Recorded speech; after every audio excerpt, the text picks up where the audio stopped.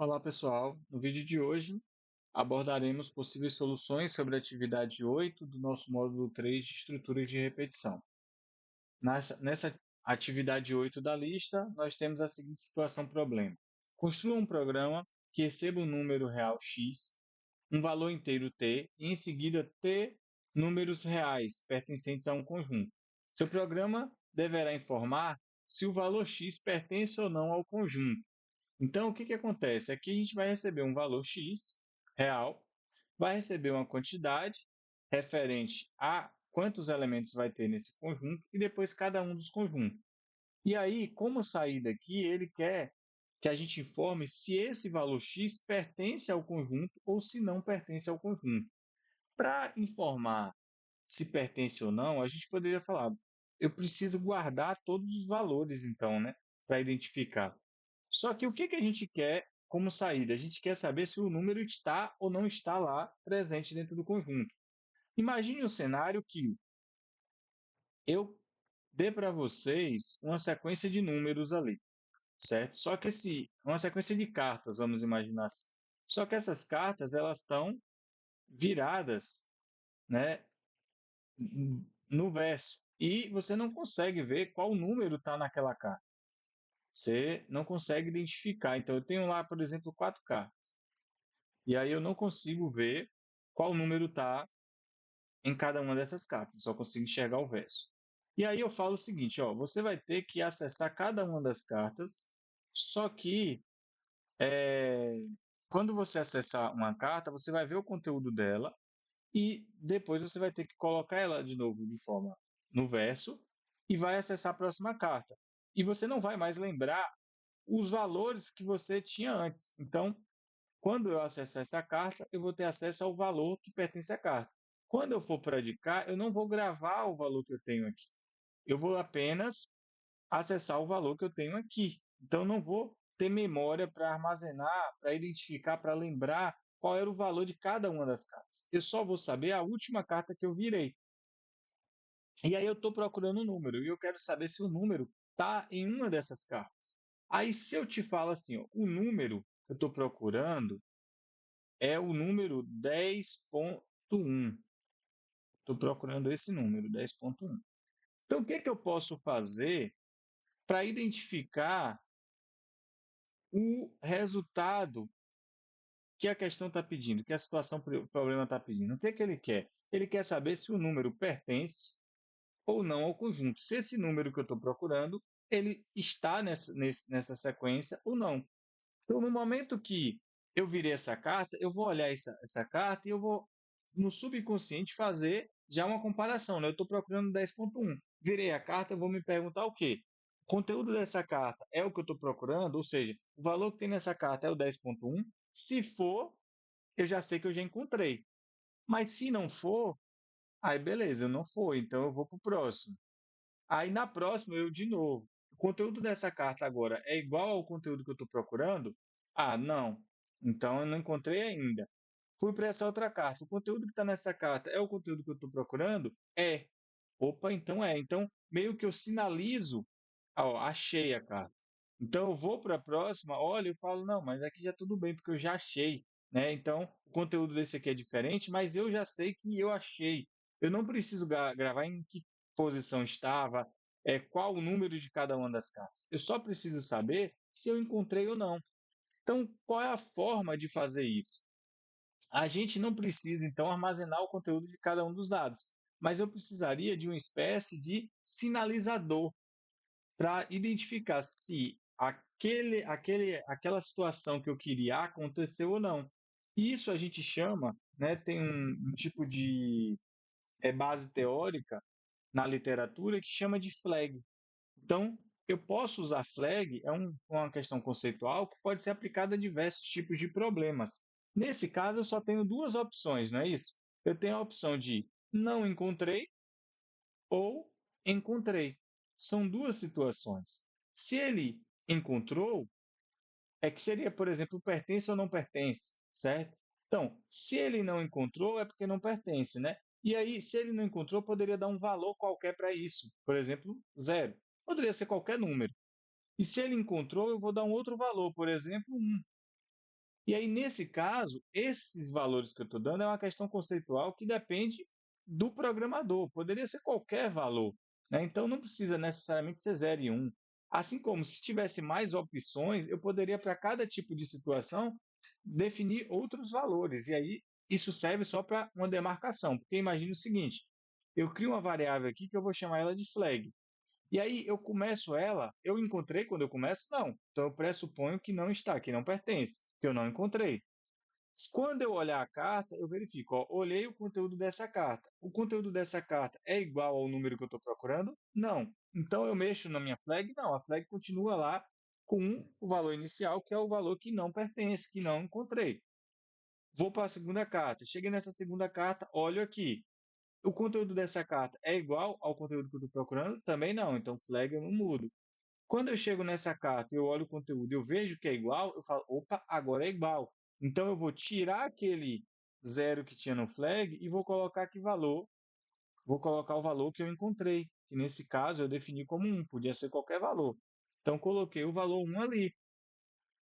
Quando eu for para o próximo que eu não encontrei, eu mexo na flag? Não, a flag continua com o valor que ela já tinha. Eu só mexo quando eu, no caso, encontro.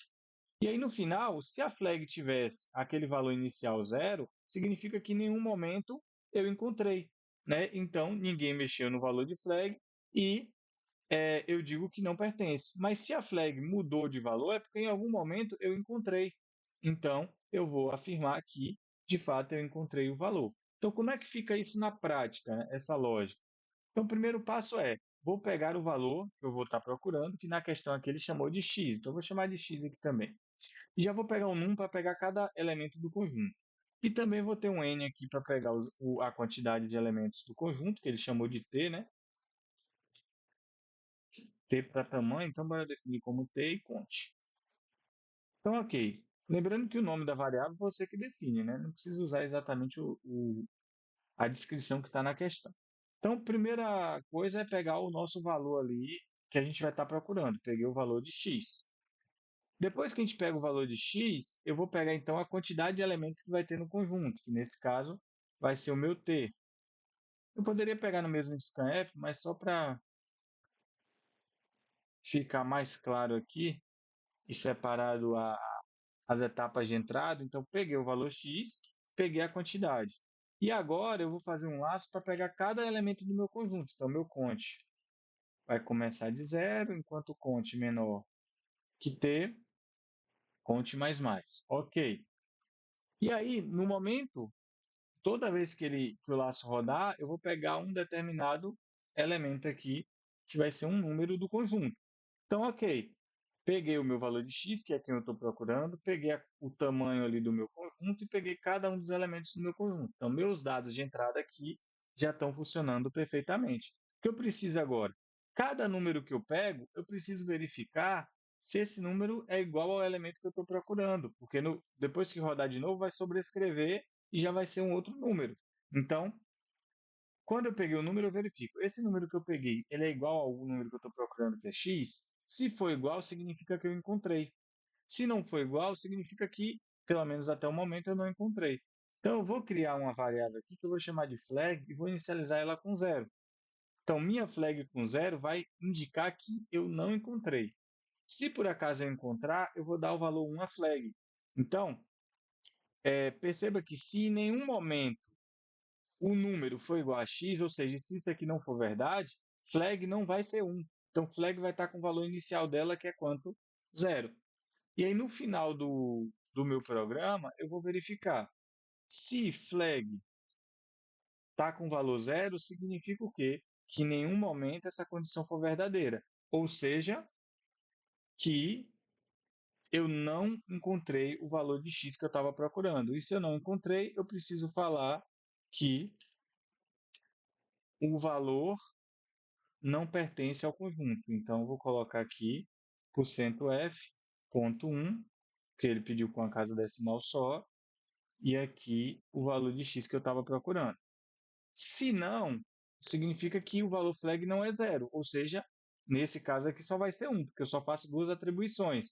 E se ele é 1, é porque isso aqui em algum momento foi verdade. Se isso aqui em algum momento foi verdade, é porque ele encontrou o elemento.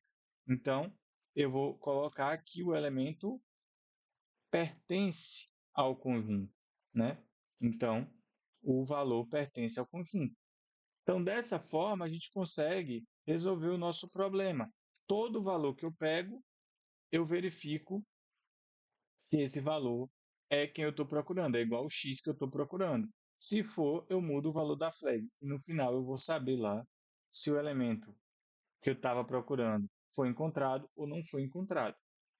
Então, vamos agora compilar e executar.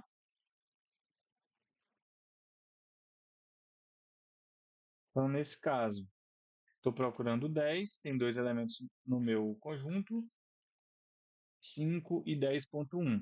Então, veja que o valor 10 não pertence ao conjunto. Agora, vamos para a segunda execução. Estou procurando 9, tenho 4 elementos no meu conjunto, 15, 9.5, 10 e 9. O valor 9 pertence ao conjunto. Então, em algum momento, que foi nesse último número, ele verificou que era igual ao número que eu estava procurando. E aí, de fato, ele mudou o valor da flag, então falou que pertence. Novamente, vamos fazer a verificação. Então, estou procurando, faltou aqui nessa entrada faltou um 4, né? Estou procurando o valor 6, tenho 4 elementos, 6, 0.2, 3.1 e 7.9. Então, o valor 6 pertence ao conjunto. Então, perceba que nossa solução, de fato, resolve o problema. Alguém pode estar se perguntando o seguinte, professor, por que você não colocou um else e botou aqui flag igual a 0 para quando não encontra? Porque nesse caso, pessoal, quando eu não encontro o número naquela posição, eu não vou alterar o valor de flag, porque pode ser que antes eu já tenha encontrado. Imagina numa sequência de números assim, ó. Eu estou procurando o valor 7, eu tenho 4 números e os valores são 1, 3, 7. Não, vou começar com 7. 1, 7, 2 e 5. Então, nesse cenário, o que iria acontecer? Meu flag começa com o valor 0. E aí eu acesso o primeiro elemento e verifico. 1 é igual a 7? Não. Então, nesse caso aqui, o flag seria inserido 0 de novo no flag. Teria inserir 0 aqui de novo. Então, ia ficar com 0. Aí, quando ele chegasse no segundo elemento, 7 é igual a 7? É. Então, o flag passaria a ser 1. Então, aqui ele sobrescreveria o 0 por 1. Só que eu vou continuar vendo os outros números, porque eu não fiz todas as entradas ainda. Quando eu vier para o 2, eu vou verificar. 2 é igual a 7 que eu estou procurando? Não. Então, ele vai pegar o valor 1 que estava aqui e vai sobrescrever pelo valor 0. Só que perceba que eu não quero saber se o valor 7 está em todos os elementos do conjunto ou só na última posição. Eu quero saber se em algum desses números aqui, um desses números é o valor 7. Então, quando eu acho o valor 7, eu não posso depois desachá-lo, porque ele já está na sequência. Então, eu não posso simplesmente, para essa questão, essa situação específica, colocar um else aqui. Porque uma vez que o flag se tornou 1, ele não deve voltar para 0, porque significa que eu já encontrei. Mesmo que o próximo não seja 7 de novo, mas em algum momento atrás ele já foi achado. Então, por isso que eu não uso um else para essa situação. Eu defino o valor inicial como se fosse um valor de não encontrado, e se alterar o valor, é porque eu encontrei. Então, espero ter deixado claro aí, né, a nossa solução e agradeço pela presença até aqui no vídeo e espero ter contribuído aí com o aprendizado de vocês. E até um próximo vídeo.